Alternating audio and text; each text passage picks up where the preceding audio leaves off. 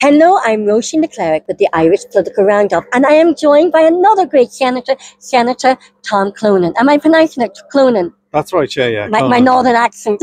Yeah. Senator Tom Clonan, you have been such an advocate for so many people, but especially for disabilities.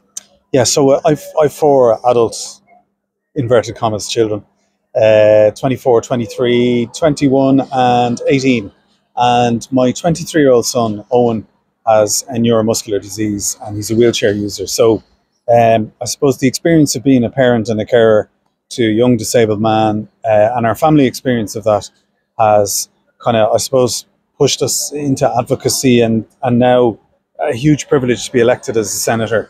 But my only motivation as a politician is to try and vindicate disabled rights, the rights of disabled citizens in Ireland, people like my son, and the rights of carers. Right, and sometimes the carers get very much forgotten. Yeah, well, it's a huge issue, and I'd say carers and disabled citizens, we should be the largest lobby group in the country, but unfortunately, there's a lot of fragmentation across our community, and one of my aims as a politician is to try and mobilise that huge community of concern and to mobilise all of our human rights, not just disabled citizens and carers, and there are tens of thousands of families across Ireland who are without supports and caring for other family members. Sometimes, as was the case in our family, Owen's younger sister caring for him at different times. So it's a huge community, and there's so much that needs to be done, but so much that we can do to vindicate our collective rights. Are people living with disabilities, from children to women to mothers and to even men and older generations of senior citizens, of people living with disabilities, forgotten about? Yeah, well, unfortunately, and I'm sorry to say this, but Ireland is one of the worst countries in the European Union to have a disability. And essentially, we're the only country in the European Union, including Britain, that has no legislation to give rights to disabled citizens. No right to treatment, no right to personal assistance, no right to income supports. So their experience here is quite poor. And that's for historical reasons and also for cultural reasons. It's shameful, and we've a lot of work to do in that area, but we will make progress. We're the first country to actually do this and do that in the world. So why are we not the first country to look after the most vulnerable people in our society, with people with disabilities? I don't know. I've had a long time to think about it. Like, we've had 23 years of it in our family. Part of it, I think, is our history. Unlike other European states, from independence, we, I suppose, governments outsourced caring roles to religious orders, and those religious orders no longer exist.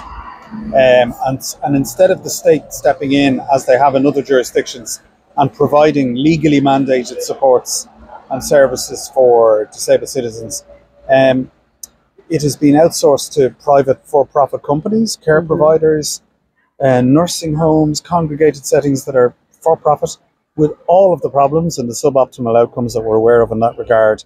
And to a large extent, the state has left it to families to support disabled citizens. And that was evident in the wording of the constitutional referendum that the government very carefully drafted to give constitutional expression to the idea that the family is the exclusive responsibility for care supports in the community. And thankfully, the Irish people, the great Irish public, rejected that wording because they knew what it meant, and the Irish people want to give disabled citizens socio and economic rights, but government will just have to be pushed in that direction, because our governments are quite conservative when it comes to disabled rights. They don't want to give those rights because they feel that there will be a cost involved, which there will, but it's not a huge cost, and it would make such a difference to the lives of disabled citizens and carers. We've heard since the last general election that there's money galore, that there's money here, there's money there, but there doesn't seem to be going money to the most vulnerable people of our society, like disabilities. Yeah, well, for sure, disabled citizens in Ireland experience higher levels of enduring poverty than any other group in Irish society, higher levels of homelessness, isolation, loneliness, poor health outcomes. And, some simple steps the government could take, for example, would be to remove means testing for disability allowance. That should be a universal, non-means tested payment. And that would actually encourage more disabled citizens to go into the workplace, because at the moment they're terrified of losing their medical cards and their housing assistance and so on. And we have the lowest participation rate in the workplace in the OECD for disabled citizens and in the European Union, which is, again, is shameful. And that would be a simple step the government could take to help disabled citizens. And again, not an expensive or outrageous expenditure, but it would make, again, such a huge difference. And the same for carers allowance. That should be a non-means tested universal payment. Even I speak to an awful lot of mothers who have children who are now grown-up children in their 20s who have disabilities, from severe non-verbal autism to Down syndrome to all forms of disabilities. And one mother is even trying to get her son into a third-level education, and she can't get him in. She's trying to get him into daycare, and she can't get him in. And she's fighting. And there's an awful lot of people forgotten about who are fighting for the rights of their children. Who heals the healer? Who supports the carer? Within the government, apart from yourself and a few other people up here. So there's an awful lot of strain and unnecessary stress put on the carers as well. Yeah, it's traumatizing being a carer or a parent. And like the UN Convention on the Rights of Persons with Disabilities is very clear on the role of carers. It mandates parents and carers to speak out on the lived experience of disability. It doesn't just give us the right to, but it actually mandates us to speak out. And it is onerous. You're always fighting. And you have your day job, you're all the rest of the family to look after, and it is absolutely exhausting. And I mean, I'm very privileged in that I got elected on this platform, and I can speak out and speak directly to power. But there are thousands and thousands of families, maybe their children are complex needs, they're being peg fed, or they have major behavioural disturbances and challenges, and I'm amazed that they can even get up and get out the front door with their clothes on in the morning. Never mind then have to fight the HSE, have to fight the Department of Education, the Department of Social Protection, the Department of Transport. Like that burden shouldn't be put on parents and carers. The state should mandate in legislation the inalienable human rights of disabled citizens, and that's something I'm working on. I'm drafting that legislation. My disability rights bill, I'll have it to its final stage this year. And if that's enacted, it'll transform the lives of disabled citizens in Ireland. It certainly will, and give them a bit of dignity. Absolutely. We shouldn't have to fight for everything. No. We need support, not resistance, as it were. Coming back from my radio background, where I had a woman-to-woman show, and then my Confident Women Ireland YouTube channel, I speak to so many women with disabilities, and they say that, their healthcare is seen to be forgotten. When they go for an X-ray, the X-ray machines are not even facilitated or designed in the hospitals for someone with disabilities to go in and have an X-ray. And the healthcare system, even women going through the menopause have much more symptoms. Do you think in the healthcare system should that be looked at, of how disabled people are treated, not by medically, but even by the facilities within the healthcare? Disabled girls are discriminated against from the cradle to the grave. And I'm sorry to say this, but I've just seen the report from Children's Hospital Ireland, which has been suppressed now for a number of months. I got possession of that report yesterday. And disabled girls on the urology waitlist are denied interventional pathway surgeries so that their reproductive organs do not develop. And they are de facto sterilised for lack of intervention. Their psychosexual development is affected, and they're more prone to ovarian, intestinal, and bowel cancers.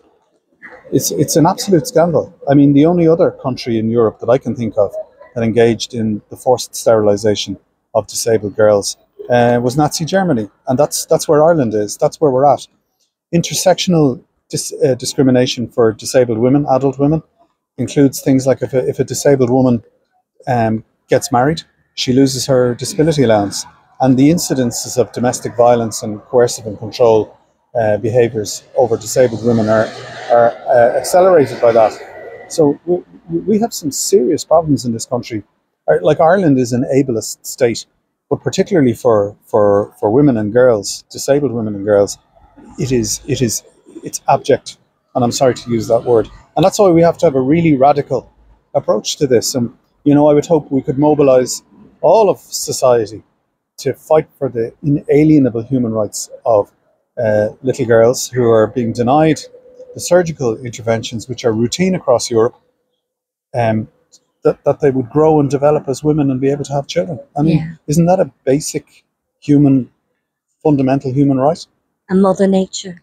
Yeah, but they're denied this. And these are little girls and teenagers who have all of the challenges of being a teenager and growing up in adolescence. And on top of that, they have to experience unnecessarily incontinence, lack of their little reproductive organs not being allowed to develop. And it's the same for young boys.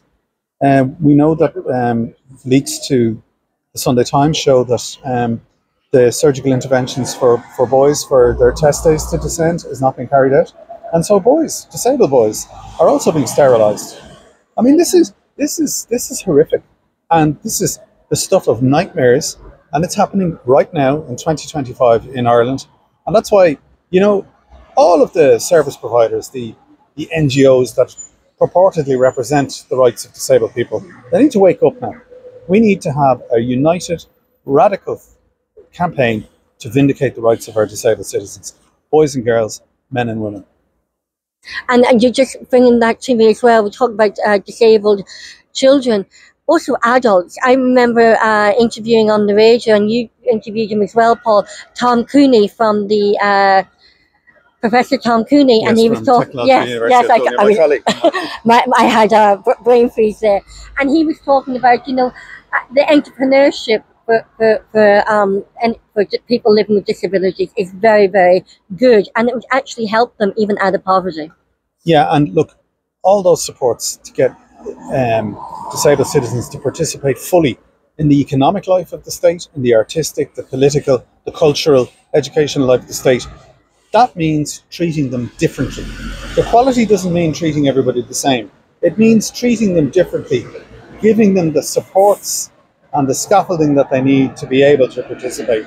They're not disabled human beings. They're disabled by society. Yeah. You know, and people like my son, he's doing his finals at the moment in DBS. Oh. He's a beautiful young man. He's blossoming and flourishing. But, you know, he's denied access to public transport because of lack of staff in DART stations. He's denied access to so much of the cultural life of the city because of just poor provision.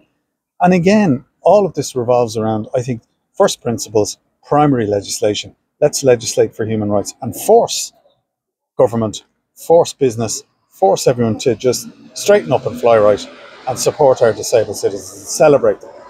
And, you know, they're human beings. They treat us all with dignity and respect.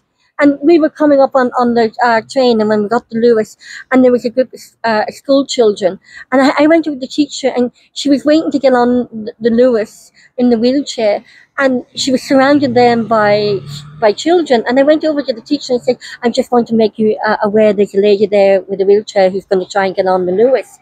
She looked invisible. Well, you know, this is a challenge. And I mean, I don't know what to say, because I get a lot of correspondence as a senator who advocates on disability rights. I get a lot of correspondence around public access to public transport, whether it be Erin Road Éireann, Bus Éireann, Go Ahead, the National Transport Authority. They have a lot of questions to answer. And a lot of the reasons for lack of provision is cost-cutting measures at a time, you know, when we're awash with money, apparently. So I'm worried about any economic shocks that may come down because of the trade wars with Trump and so on, that, you know, austerity measures might be reintroduced. And in that case, the people who suffer most are disabled citizens, the elderly, anybody who's in any way vulnerable. They're the people who bear the brunt of austerity measures. Do you think there's a societal bias towards anyone living with disability or families who have a disabled child or family member? Absolutely. I mean, our experience as a family tells us that in Ireland, if you're disabled, you're assigned less human value than so-called able-bodied people. That's why disabled girls are being de facto sterilised for lack of surgical intervention, which is routine in other jurisdictions.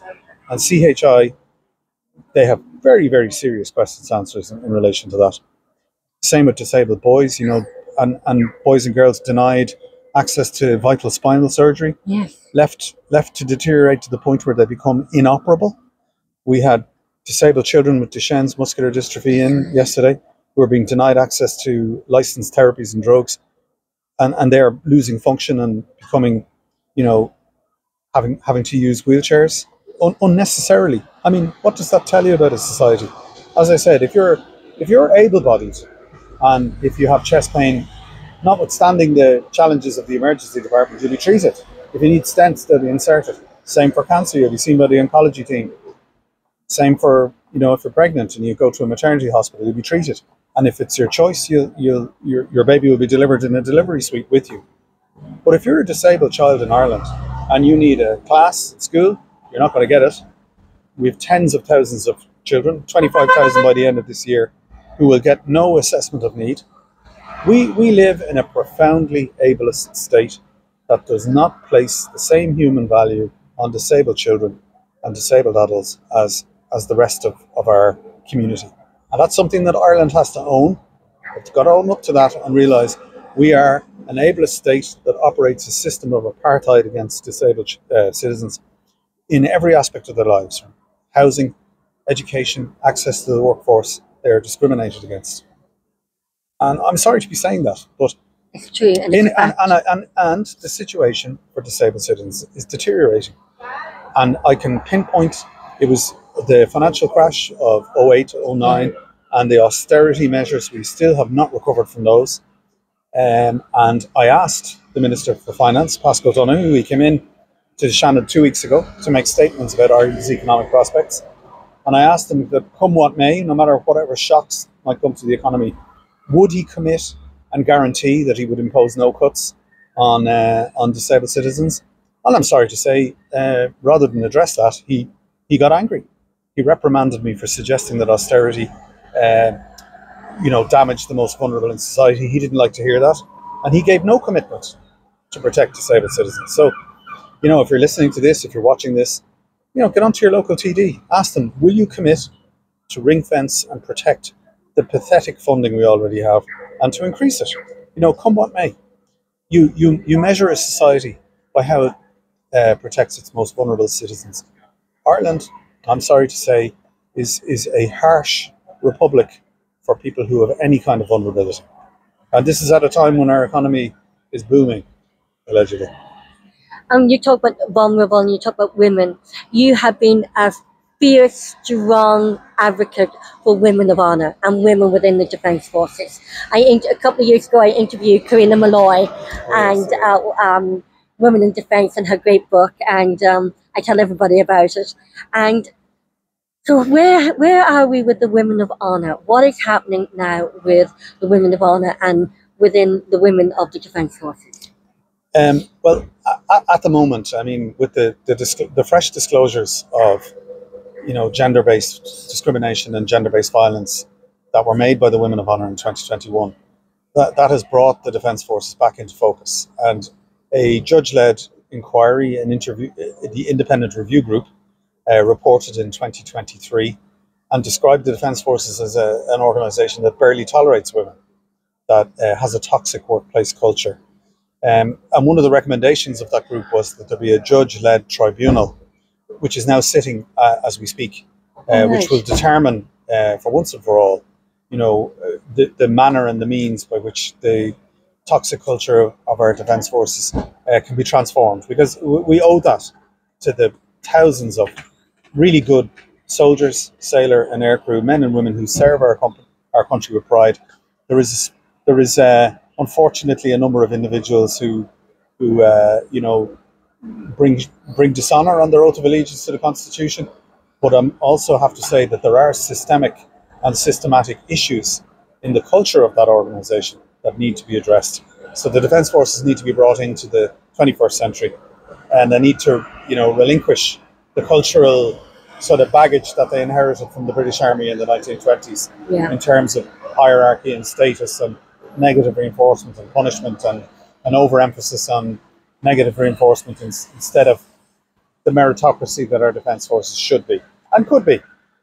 And when I was reading Karina Malloy's book, it was like they had the frilly knickers when the first group of women that joined the Defence Forces. Like they had them, they didn't even know what PE gear to give the women of the Defence Forces, and they were running around the camp with frilly knickers.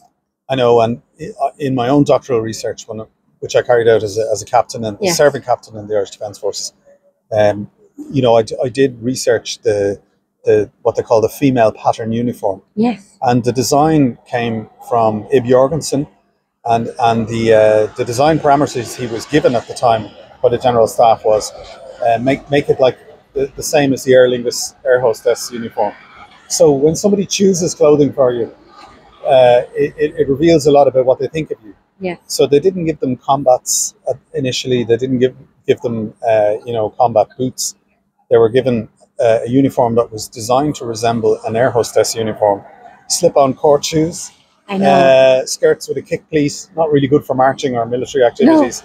No. Now that has changed and transformed, but it is, again, on a serious level though, the prescription for the uniform, the design parameters, contained within it the beliefs of the General Staff about the status and role of women at that time, which was to be in a subservient serving role and not to be an assertive, frontline combat soldier, which is what the women are. And in many respects, they outperform men in that regard. And anybody who's ever crossed a woman will know that to be the case. Yeah. Yes, and there's so many great lieutenant colonels and in the Defence Forces now, and leading with such leadership with women, which there isn't much that. There's a lot of leadership with women. There's a lot of fakery out there, but women in the Defence Forces, they are real women of leadership.